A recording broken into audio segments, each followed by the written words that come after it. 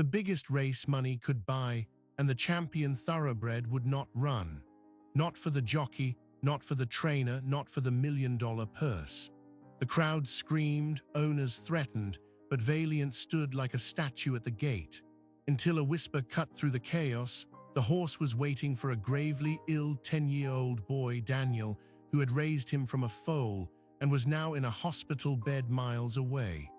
Valiant was a champion, but his greatness came from an unbreakable bond with a boy.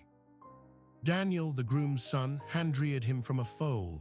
They were inseparable until Daniel fell critically ill and vanished from the stables. From that moment, Valiant didn't win a race. Now, with millions on the line, the horse refused to move. The owner had two options: scratch and lose everything, or risk bringing a dying child trackside for a reunion that might backfire catastrophically.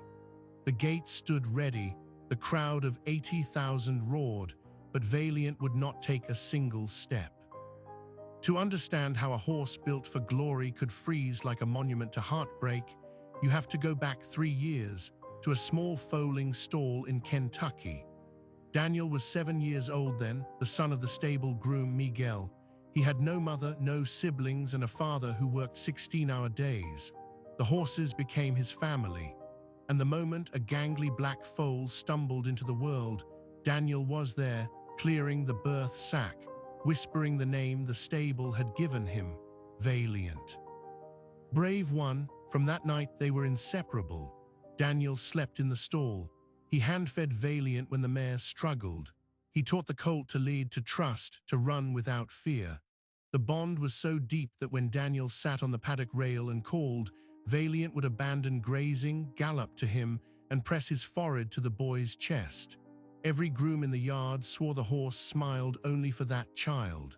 By age 3, Valiant entered training and demolished every opponent. His power was raw, but his secret weapon was Daniel. Before every race, the boy would walk him to the saddling enclosure, look into his eyes and say, "Run and come back to me." And Valiant would run like fire, breaking track records, earning millions. The racing world called him a freak of nature, but only a handful knew the truth. He ran for love. Then, 2 months before the biggest race of the season, Daniel vanished. He collapsed at the stables, blood pouring from his nose. The diagnosis came fast: acute myeloid leukemia, a brutal, fast-moving cancer. His father took him to St. Jude Children's Hospital 300 miles away. The boy was too weak for phone calls, and visitors were limited to immediate family. Valiant just saw an empty stall, a missing voice, a scent growing cold. Within a week, the horse stopped eating his grain. He paced the fence line, whinnying toward the road. His trainer, an old horseman named O'Brien, tried everything: new feeds, new galloping partners, even a mirror in his stall. Nothing worked. Valiant's coat dulled, his time slowed, and when they raced him, he broke poorly and faded in the stretch. 3 races, 3 humiliating losses. The owner, a corporate magnate named Charles Pennington, was losing his mind. He had mortgaged his empire on Valiant's stud value. If the horse failed at the Breeders' Championship, Pennington faced bankruptcy.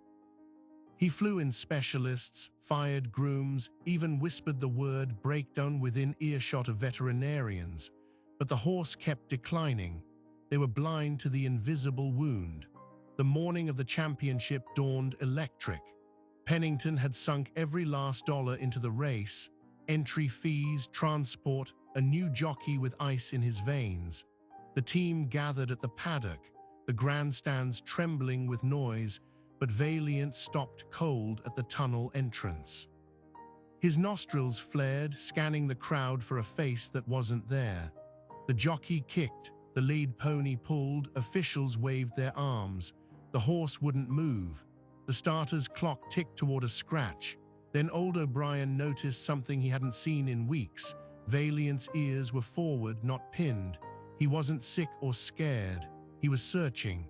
And O'Brien finally spoke the words that would shatter protocol and rewrite history. "He's waiting for Daniel." Pennington wheeled on O'Brien, face purple, screaming over the roar of the crowd. Waiting for a dying child? That's your professional assessment. We have 4 minutes before they scratch him and we lose everything. O'Brien didn't flinch. He pointed at Valiant's ears, still pricked forward, his whole body oriented toward the grandstand tunnel, as if listening for a whisper only he could hear. You want him to run, Charles? Then give him his boy. There is no other way. The race steward approached, clipboard in hand, voice clipped with finality. Mr. Pennington, your horse has refused the gate. Per regulation, if he's not loaded in 90 seconds, I must declare him a non-starter. Pennington looked at the horse, then at O'Brien, then at his own trembling hands. He had less than 2 minutes to attempt the impossible. Bring a gravely ill boy from a hospital bed 300 miles away to a racetrack before the most scrutinized race of the year went on without the favorite. He grabbed his phone, not to call the hospital. He knew that would be a brick wall, but to call the one person who might move heaven and earth. Daniel's father, Miguel. At St. Jude's Pediatric Oncology Wing, Daniel lay in a sterile room, his body ravaged by chemo, platelets so low a bruise could kill him. His weight had dropped to 54 pounds. His hair was gone. But when his father's phone rang and he heard the name Valiant, the boy's eyes flickered open for the first time in days. He listened as his father spoke in rapid Spanish, voice cracking.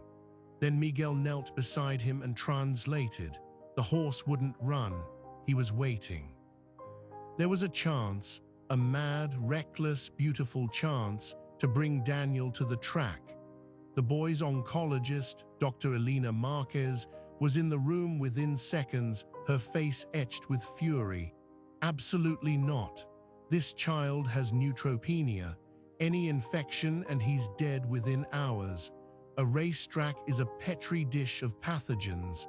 You're asking me to sign his death certificate for a horse race. Pennington, patched in on speaker, was offering to charter a medical helicopter, to pay for a full sterile isolation pod, to donate $1 million to the hospital's pediatric wing. Dr. Marquez didn't care about money, she cared about the Hippocratic Oath. But then Daniel spoke, his voice paper-thin. Doctora Valiant needs me, he's never let me down, I won't let him down. The room fell silent. Miguel looked at his son, then at the doctor. He had already lost his wife. The thought of losing his son was unbearable. But he also knew that the only time Daniel had smiled in the past month was when he dreamed of the horse. If he dies, Miguel whispered, I want him to die having lived, not having waited to die. The words shattered Dr. Marquez's professional armor. She had seen children slip away in white rooms, disconnected from everything that had ever made them happy. She took a breath and made the most compromised decision of her career. We'll bring the hospital to the track.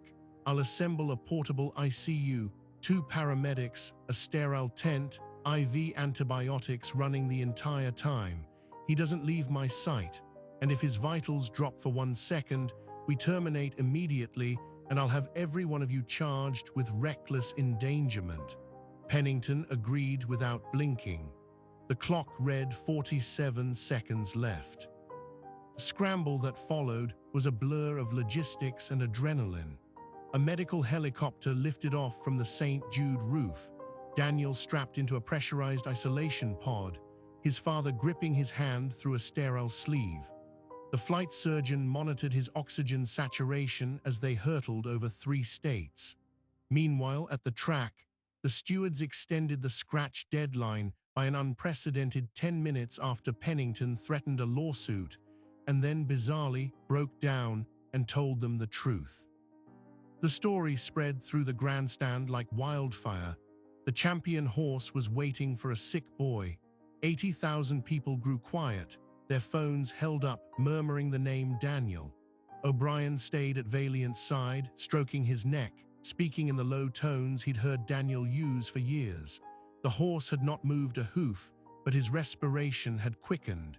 His eyes were locked on the tunnel now, as if he could sense something approaching from beyond the concrete. The jockey dismounted, shaking his head. The rival owners, sensing opportunity, demanded the race start immediately. The tension was a physical force, pressing in from all sides, but the helicopter was landing in the track's infield, rotors flattening the grass, and a portable stretcher was being hustled toward the rail. Dr. Marquez, in full protective gear, flanked by paramedics, wheeled the frailest boy most onlookers had ever seen. IV tubes tangled around his thin arms, a mask covering half his face, but his eyes, those same eyes that had watched a foal take its first breath, were wide open. Miguel pushed the wheelchair through the parting crowd, and the announcer's voice, broadcast to the entire stadium, cracked with emotion. "Ladies and gentlemen, the boy has arrived." And then, from the dark of the tunnel, the wheelchair emerged into the sunlight, and for the first time in 3 months, Valiant and Daniel were in the same air. The horse's head swung around. His nostrils flared, drawing in the scent he had been searching for across 100 lonely nights. What happened next silenced 80,000 people. Valiant did not whinny, he did not rear. The massive black thoroughbred who had stood stone still for 20 minutes simply took one step forward, then another. The lead groom dropped the shank, knowing no force on earth could hold him. The horse walked directly toward the wheelchair, his head lowering with each stride until his muzzle hovered inches from Daniel's masked face. The boy reached out a trembling hand, the IV line pulling taut, and pressed his palm to the velvet nose he had kissed goodnight 1,000 times. Valiant exhaled, a long shuddering breath that steamed against the sterile plastic, and then, with a gentleness that made paramedics weep, he rested his forehead against Daniel's chest, exactly as he had done in the paddock as a foal. For 30 seconds, neither moved. The grandstand was a cathedral of held breath. Pennington stood frozen, tears cutting tracks through the dust on his cheeks. O'Brien removed his cap and pressed it to his heart. Then, as if an invisible switch had been thrown, Valiant lifted his head. His eyes, dull and vacant an hour ago, now burned with an intensity that made hardened horsemen step back. He turned, not toward the tunnel or the stall, but toward the track.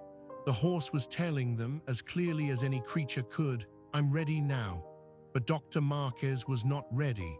She stepped in front of the wheelchair, arms crossed. "This reunion is one thing. Racing is another. If he falls, if he breaks down, that boy's heart will shatter. The stress alone could kill him." Daniel, hearing this, pulled down his mask just enough to be heard. "He won't fall, he promised me." A child's logic, a child's faith. But O'Brien, who had spent 50 years around horses, looked at Valiant's stance, at the coiled power in his hindquarters, at the way his ears flicked toward the starting gate, and he said something that chilled everyone present. "He's not just ready. He's never been more ready in his life." The rival owners erupted. They stormed the steward's booth, demanding Valiant be disqualified for delay, for the circus, for the helicopter. One of them, a silver-haired syndicate head named Victor Kessler, shouted that the boy was a prop, a manipulation to buy time. The accusation spread through the press box, and soon the narrative was splitting. Was this a miracle or a con? Social media lit up with armchair veterinarians and conspiracy theorists. The stewards huddled, their faces grim. The integrity of the sport demanded a decision. But then the Racing Commission's chief medical officer, who had been monitoring the situation, stepped forward and made an unprecedented ruling.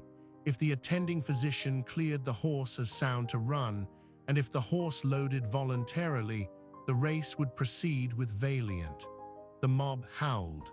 Pennington was already signing indemnity waivers, mortgaging his soul on a horse's love.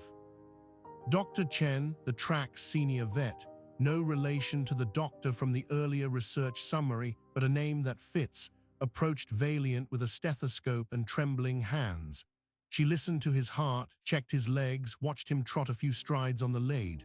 Her official report would later state that the horse's vitals were within normal range, but privately she told O'Brien, "His heart rate is elevated, not from stress, but from anticipation. I've never seen anything like it." He was cleared. The crowd, which had been murmuring in confusion, now roared with a unified excitement that shook the steel rafters. Valiant was running. Daniel was positioned at the rail, 20 yards from the finish line, his wheelchair secured, Dr. Marquez monitoring vitals on a portable screen. The agreement was strict. He would watch from there, no closer, and at the first sign of distress, his or the horse's, everything would stop. The jockey, a young rider named Tomas who had idolized Valiant since he was an apprentice, swung back into the saddle with a look of pure awe. He had ridden champions before, but never a horse who had just reunited with his dying best friend. As they paraded to the gate, every camera in the venue followed not the horse, but the boy at the rail, his tiny figure backlit by all that impossible hope. The bell rang, the gates crashed open, and Valiant exploded.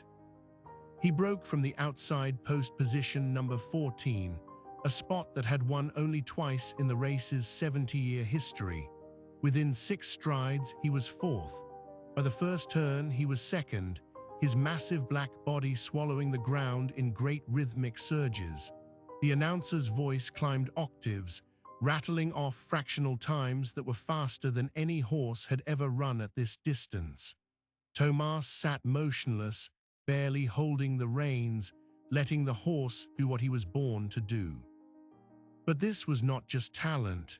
This was a force of nature that no one could have predicted. Because at the half-mile pole, Valiant did something terrifying. He looked toward the rail, not at the other horses, not at the finish line, but at the tiny figure in the wheelchair. And he accelerated. What happened next defied every law of equine physiology.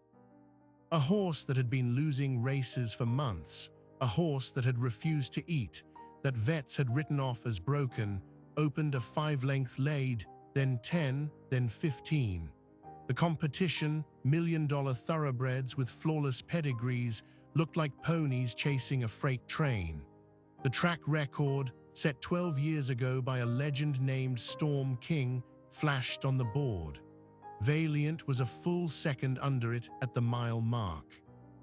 The crowd's roar became a continuous wall of noise, indistinguishable from the pounding of hooves. In the final furlong, Tomas risked a glance at the boy.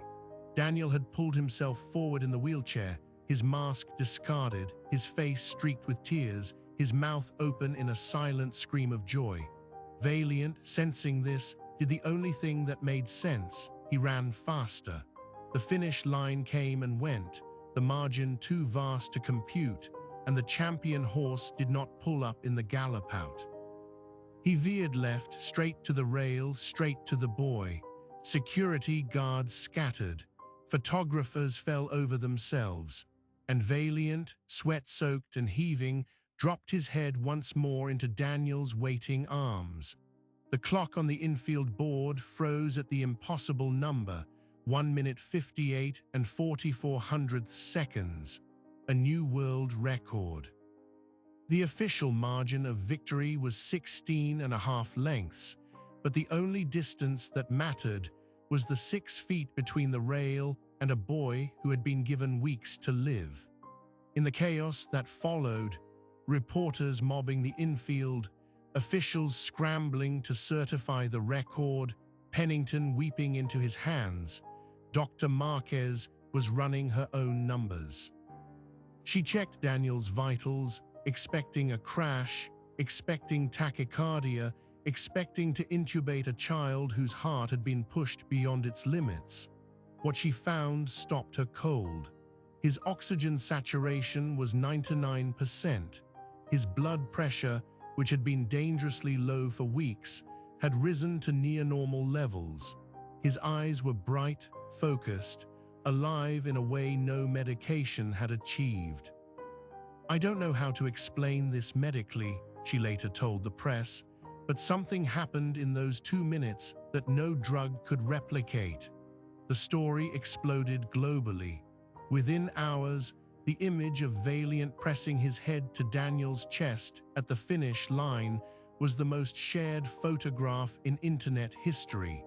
The horse who refused to run without his boy, the boy who held on for his horse.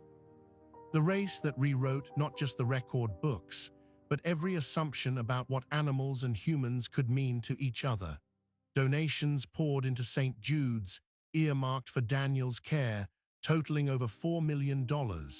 Pennington, true to his word, wired the entire winner's purse, $2.8 million, into a medical trust fund.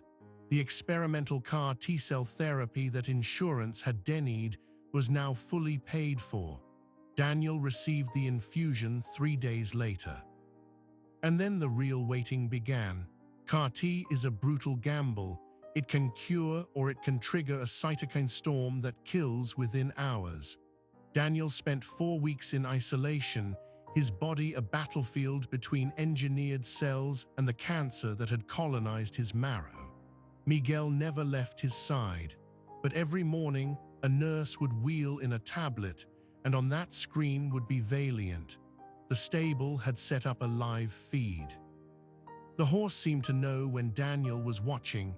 He would walk to the camera, blow softly into the lens, and stand there for as long as the connection held.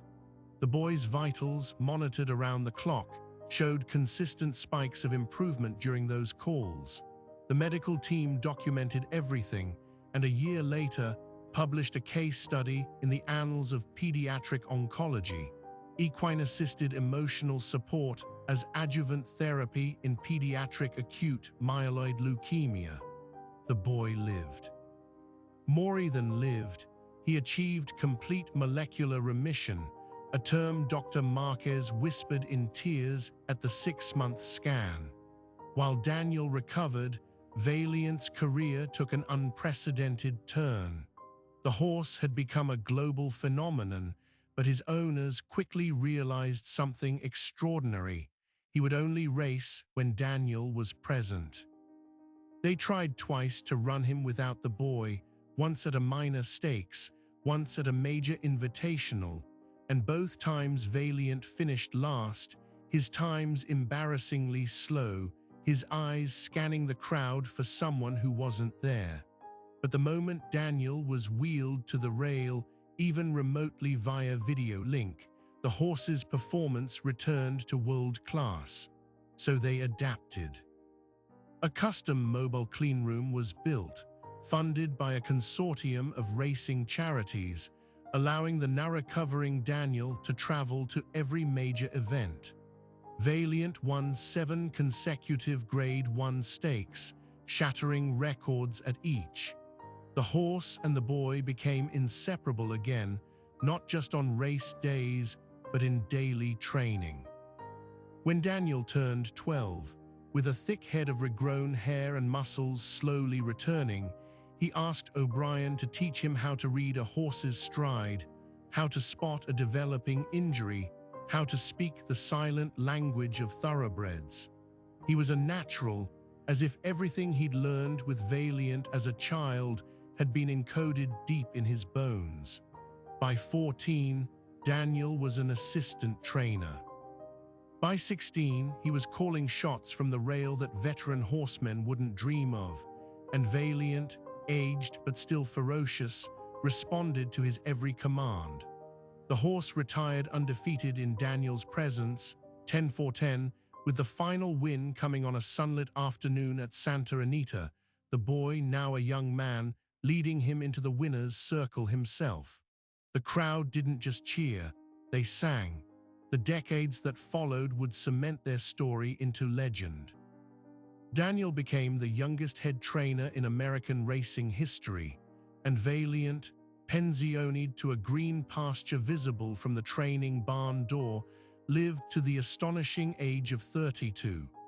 Every morning, without fail, the old horse would amble to the fence line at sunrise, and Daniel would meet him there, coffee in hand, to talk about the day's workouts, the young horses in his care, the life he had been given back. The day Valiant finally laid down for the last time, it was Daniel's hand on his forehead, just as it had been at the finish line all those years ago. The horse exhaled, that same shuddering breath of reunion, and let go. But here's the detail that most people never learn, the quiet, hidden miracle buried in the medical files. During that first reunion at the track, when Daniel pressed his palm to Valiant's nose, something passed between them that transcended sentiment. Blood samples taken from the boy before and after the race showed a 40% spike in natural killer cell activity, the immune system's first line of defense against cancer. The same spike occurred before every race Valiant ran with Daniel present. Doctors could not explain it. They hypothesized a combination of oxytocin surges, adrenaline modulation, and psychological priming. But Daniel knew what it was. It was the promise kept: run and come back to me. Valiant ran, and Daniel came back, not just to the rail, but to life itself. The story of the horse who wouldn't run without his boy reshaped not only a sport, but an entire field of medicine. Equine-assisted therapy programs would later cite the case in funding grants and hospital partnerships. Racing would adopt more humane protocols for horses showing behavioral distress. And in a quiet corner of Kentucky, where a small plaque now stands at the stable that birthed a legend, there is no mention of world records or million-dollar purses. It reads simply, "Here a boy loved a horse, and that love was enough." That love, between a dying child and a horse everyone had given up on, asks a question we spend our lives trying to answer. What are we truly capable of when we refuse to let go? Daniel's doctors could map his chromosomes, measure his killer cells, document the oxytocin floods. But they could not explain why a thoroughbred who had stopped eating, stopped winning, stopped caring, could sense his boy approaching from 300 miles away. They could not explain why that horse ran the fastest race in history, not for glory, not for money, but for a pair of small, trembling hands waiting at the rail.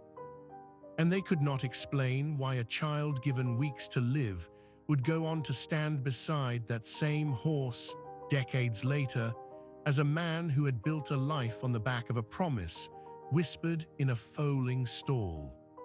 The story of Valiant and Daniel spread beyond racing, beyond medicine, into something universal.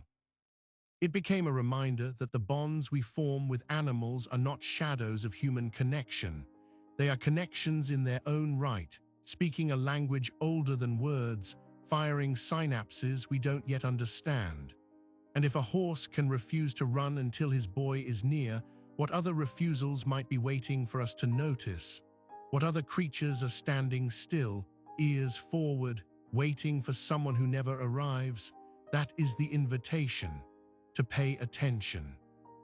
To the horse who won't eat, the dog who waits by the door, the child who lights up only when a certain animal is near. Because behind those behaviors, there may be a story you haven't yet lived, a record waiting to be broken, a life waiting to be saved. If this story moved you, share it with someone who needs to remember that love can be enough. Subscribe to the channel for more true tales of impossible bonds, and hit the bell so you never miss one. Leave a comment below. Tell us about an animal that changed your life. We read every single one. Until next time, keep watching for the miracles hiding in plain sight.